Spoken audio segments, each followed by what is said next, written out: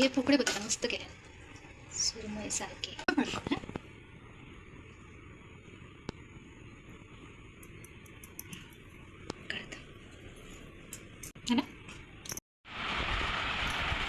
बांगडा, काकडी, गाजर, भात आणि भाकरी ज्वारीची खाऊ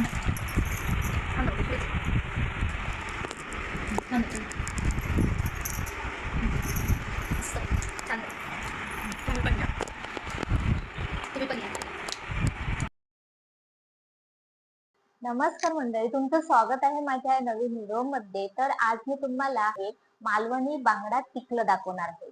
तर त्यासाठी मी आज बाजारात गेलेली आणि बांगडे घेऊन आली।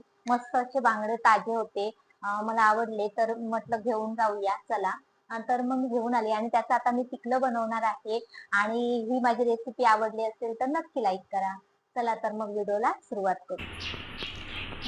तर मी इथे बघा वाटणसाठी मी इथे खोबरं आणि टोमॅटो चिरून घेतला आहे। त्यानंतर इकडे मिरची, लसूण, कांदा, कोथिंबीर आणि कढीपत्ता, धणे आणि तिरपळ तुम्हाला पाहिजे तेवढे तुम्ही घालू शकता तिरपळ। तर बघा मालवणी पद्धतीत आपण मस्तपैकी बांगडा पिकलं करणार आहे मी आज। तर बांगडे इकडे मस्त असे स्वच्छ धुवून घेतलेले आहेत, मीठ लावून ठेवलेले आहेत। त्यानंतर मी आता इथे मिरची, धणे आणि लसूण इथे मी भिजत टाकणार आहे आणि तिरपळ पण मी इथे 4 घेतलेली आहेत, ती पण मी त्याच्यामध्येच घातली। थोडीशी कोथिंबीर घालणार आहे आणि आपण धणे घालून ते जरा भिजत ठेवूया। त्यानंतर मी आता इकडे वाटणांची तयारी करून घेणार आहे। कांदा आणि खोबऱ्याचं वाटण मी आधी करून घेणार आहे।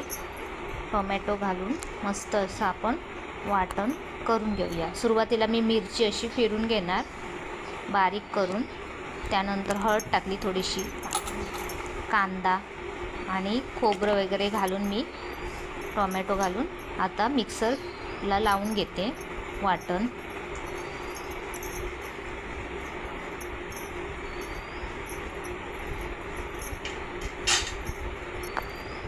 थोडंसं पाणी घालून मी ते लावून घेणार आहे।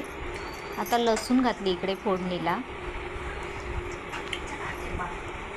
मी आता मालवणी पद्धतीमध्ये आमच्या बांगड्याचं पिकलं दाखवणार आहे तुम्हाला, चला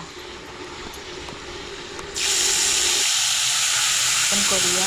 तर बघा मस्त अशी मी बारीक वाटून घेतलेली, तर फोडणीला मी लसूण घातली तिथे आणि कढीपत्ता घातला आणि आता मस्त अशी फोडणी देऊन घेतली बघा बांगड्याला।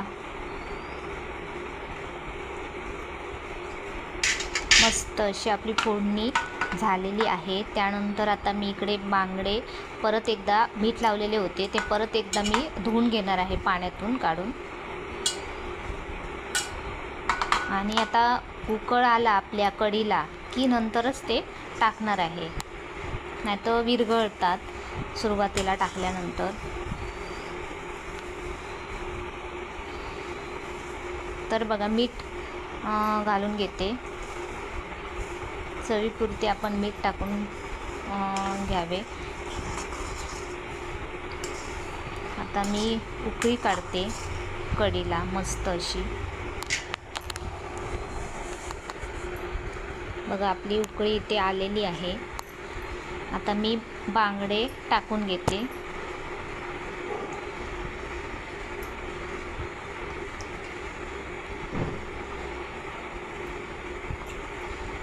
सर्व बांगड्याच्या फोडी मी आता टाकून घेते आहे कढीमध्ये।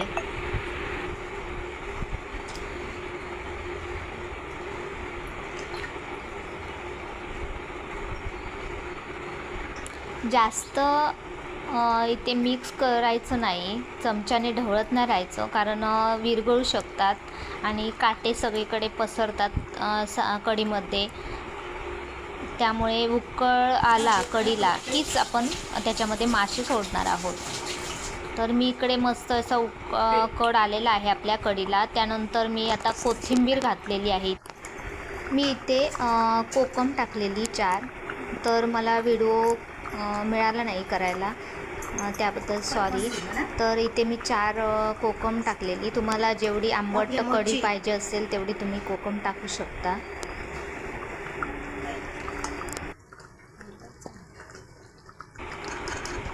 कारण टोमॅटो पण घातलेला होता कढीमध्ये, जास्त आंबट पण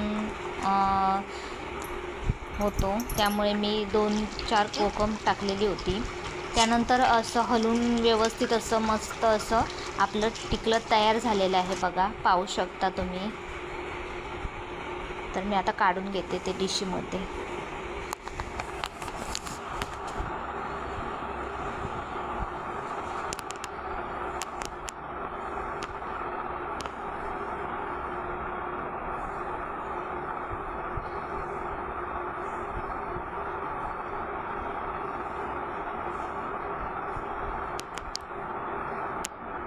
आणि बघा, लोखंडाच्या कढईमध्ये जेवण करायला खूप छान वाटते. आपल्या आरोग्यासाठी देखील खूप छान आहे. तर बघा, इकडे मस्त अशी कोथिंबीर मी घातली. तर आपलं बांगड्याचं टिकलं तयार झालेलं आहे. कसं वाटलं तुम्हाला? मला माझी ही रेसिपी कशी वाटली? आवडली असेल तर नक्की लाईक करा आणि चॅनलवर माझ्या नवीन असाल तर सबस्क्राईब करायला विसरू नका. तोपर्यंत भेटूया पुढच्या एका अशाच नवीन व्हिडिओ सोबत.